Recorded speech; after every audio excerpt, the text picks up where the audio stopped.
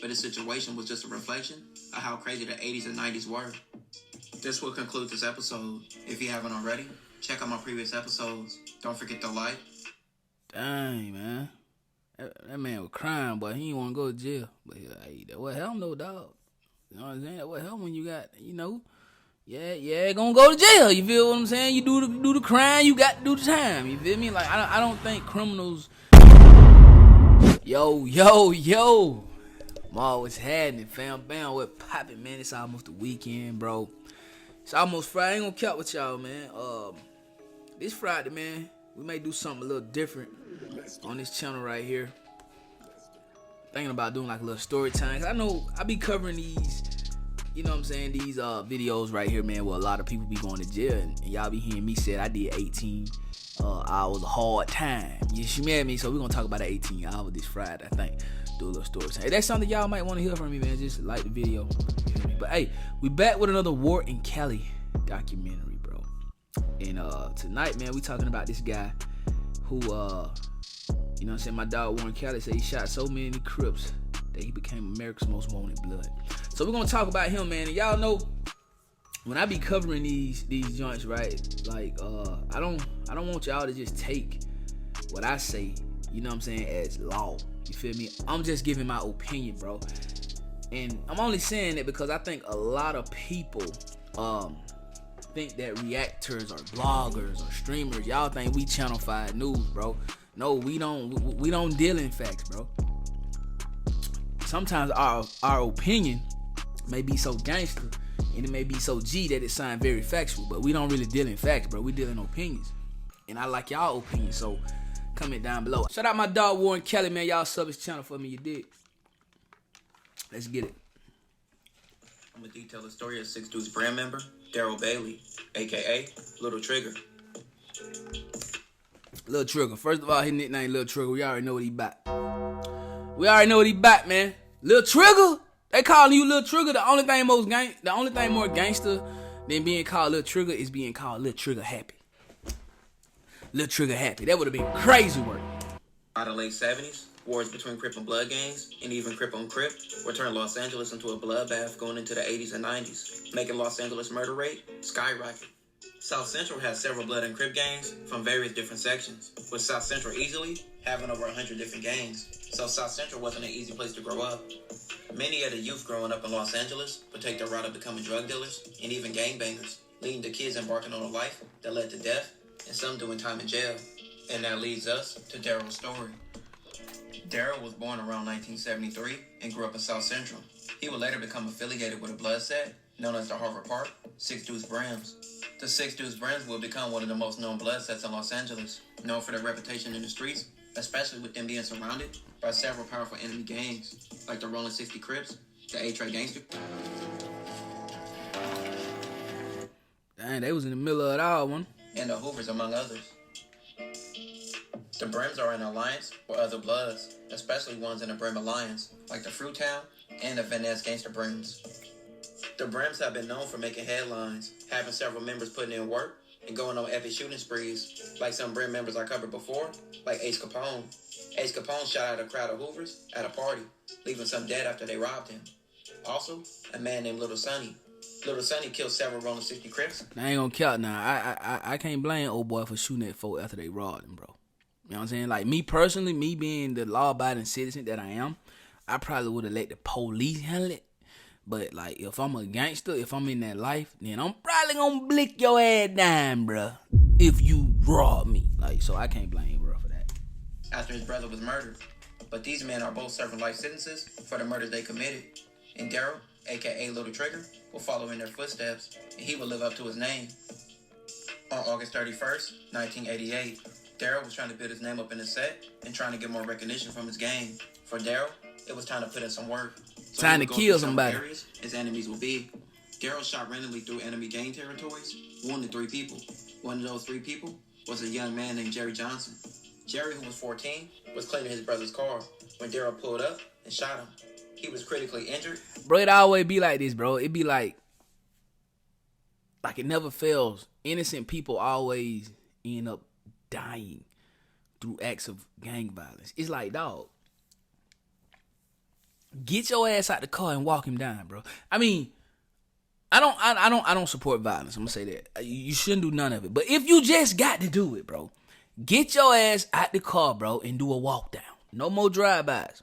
Drive-bys hurt innocent people, innocent kids, innocent old people, innocent women, innocent men.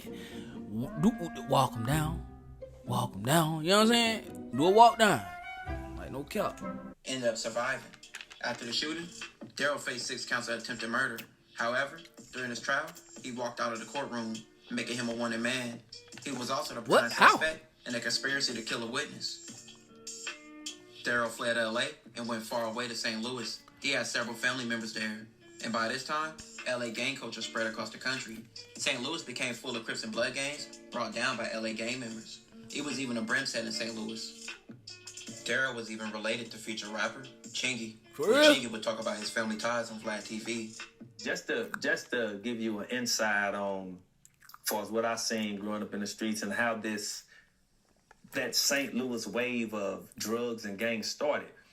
Well, my family, being the Bailey family and the Crawford family, were contributors to that. Like my people, aunties, uncles, daddy, cousins, used to go to LA to handle business, but they would bring back the drugs and some of the gangbangers and post them up in different hoods, and they do what they do. Now, this is, of course, I'm speaking like in 86, 85, 87, you know, so I'm around this. And my relatives were Bloods.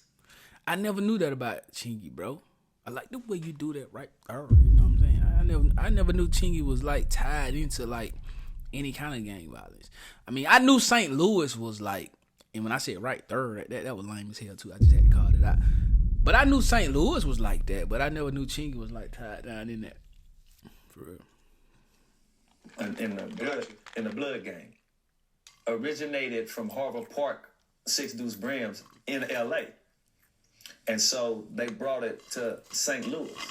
And I remember being around them when they had this apartment. And it'd be about 10, 15 Bloods in there, my older relatives now. It used to be Crips who would come over because they needed to talk to my auntie and my uncle business. So LA Crips be coming over. And I'm young, but I know pretty much what's going on. I pay attention. Sure. You know what I mean? And so they would almost get into it, the Bloods and the Crips. What? But because of my uncle and auntie, they didn't, because it's business. And so that wave started in St. Louis. As far as that's how the gang banging, the drug and the gang banging stuff in St. Louis, that's how that started. So Daryl was already connected in St. Louis in various ways. But for Daryl, police was hot on his trail. And it made it worse. His story would appear on national broadcasted show, America Most Wanted. I know you lying. Which detailed the history of criminals, and some being on the run. A segment about Daryl came out on December 10th, 1989. And actor Tyrone Turner, most known for his role as Kane in Menace to Society, will play Daryl. Like many boys growing up in tough South Central L.A., Daryl Bailey joined a street gang. Damn, that's him. You know you got the blast tonight, blood. On August 31st, 1988, police say Bailey set out to make his mark, the easy way, with a gun. According to police, he rode through rival gang territory, points stopping just long enough to gun down 14-year-old Jerry Huff as he cleaned his brother's car. After the rampage, Bailey faced 6 counts of attempted murder, but even before his trial was over, he walked out of the courtroom and disappeared. How though? Like, how you just walk out? I mean, I understand how, like, maybe he was on bond. Maybe he just didn't show back up to court, you know what I'm saying? Because I had a homie, you know what I'm saying? He went down for a murder. He wasn't really like a, you know what I'm saying, day one homie. He was more like a rap homie, to be honest. And he went down for a murder, and he bonded out. So that means that he could go as he pleased as long as he continued to come to court. Well, he kind of figured that the case wasn't going in his favor, bro. So the last day of court, when they was finna rule, right? He didn't show up. You know what I'm saying? But they ended up catching him, though, and they gave him life, too. Straight up. But, yeah, that's crazy work, though. Police suspected Bailey had fled Los Angeles and headed for St. Louis, Missouri, where he had family. The America Most Wanted segment led to police getting several tips about Daryl's whereabouts. A gang task located Daryl to a house owned by his aunt. However, he fled before the police could catch him. Your tips gave confirmed sightings to a special anti-gang task force in St. Louis. They tracked Bailey to this suburban house owned by his aunt. But Bailey disappeared again, just hours before police arrived. They can't catch him. On January 8th, 1990, police got a tip claiming Daryl was in a house in St. Louis. When police arrived, they found a suspect leaving the house and questioned him. He would tell the police that Daryl was hiding in the house. You use it 10 minutes daily. Rat. About 6 to 12 weeks, you're going to see... It always be a rat, boy. Police will later find Daryl hiding in the attic. Daryl was arrested by 7 members of the fugitive Apprehension strike team in St. Louis. He was arrested in an area called Velda Village. St. Louis police will say that America Most Wanted was instrumental in the arrest of Daryl. Detectives said without their profile on Daryl, they would have not known that Daryl was a fugitive. They would go on to say he was known to us, and we were quickly able to pick up his He trail. kind of look like Chingy, don't he? You know, I saw like some cousins look alike. Like I heard that me and some of my cousins kind of look alike. He kind of like favor Chingy, like they look like they could be like related for sure. We developed several informants who knew Daryl and developed several good leads. The task force turned up the heat, and Monday, their work paid off. How the hell they work paid off in a rat toad, bro? Man, your work ain't paying off if somebody ratting. You know what I'm saying? Like, that, don't get me wrong. I know I'm a law-abiding citizen, bro, and I will tell on your ass. I ain't gonna lie. But it's like, dog, like, I just don't respect no rats, bro. Like, I feel like if you in the streets, bro, you doing illegal stuff, bro, then, dog, like, the police catch you, they caught you. They didn't catch us. But every time somebody snitch, the police love to get up there and have prayer conferences and things of that nature. And if it wasn't for the detectives and the work of this person, we did a great job. No, the rat did a great job, bro. Your informant did a great job, not you, gang. We got a tip earlier in the evening that he'd be at this location, and when we arrived, we set up surveillance cars. A short time later, one of the subjects came out of the house. We stopped that subject, and he told us that he had left Daryl Bailey in the house in question. We discovered Daryl Bailey hiding in the attic of the house, and that's where we effected his arrest. Back in Los Angeles, Bailey's arrest was good news to shooting victim Jerry Huff and his mother. He said they got it. I can go outside. I can have a little freedom now, knowing that he won't come around the corner and shoot me again. That what he said, Tonight, McGlad. Daryl Bailey is in the custody of St. Louis police awaiting extradition to California. Are you glad it's over? Yeah. But I'd rather have the Lord. What? He said he'd rather have what?